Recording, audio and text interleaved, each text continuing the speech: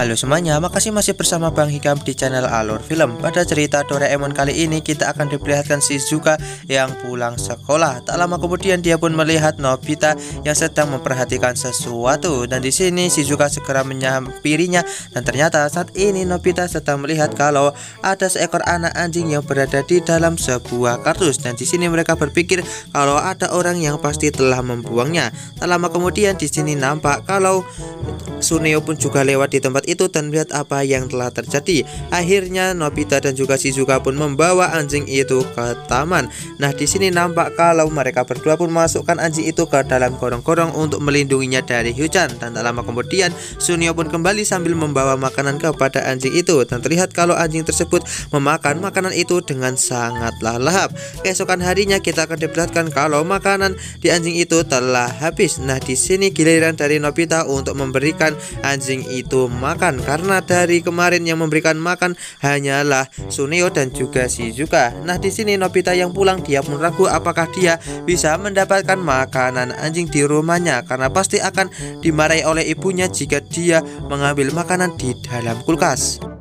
Di tempat lain kita pun akan diperlihatkan saat ini Doraemon ingin membeli dorayaki. Bahkan di sini Doraemon sampai menghayal kalau dia memakan dorayaki sampai memakan sebuah balon milik seseorang yang saat ini berbentuk dorayaki. Dan Doraemon pun mengatakan kalau dia harus fokus untuk pergi ke warung dorayaki itu agar bisa mendapatkannya. Nah, di tempat lain Nobita pun akhirnya telah sampai ke rumah, dan kita pun akan diperlihatkan kalau saat ini ibu Nobita sedang didatangi oleh seseorang yang menawarkannya mobil, tapi di sini ibu Nobita sama sekali tak mau. Nah, di sini Nobita berniat untuk mengambil makanan anjing diam-diam di dalam kulkas, tapi di sini Nobita malah terpeleset. Tak lama kemudian ibunya yang datang pun marah karena melihat Nobita yang malah membuat tempat sampah terjatuh. Nah, di sini Nobita pun langsung kabur. Nah, Nobita yang kembali ke lapangan nampak kalau dia menjadi kebingungan bagaimana cara dia untuk memberi makannya, karena kalau dia menawarkan anjing ini kepada seseorang untuk merawatnya pasti tak akan ada yang mau.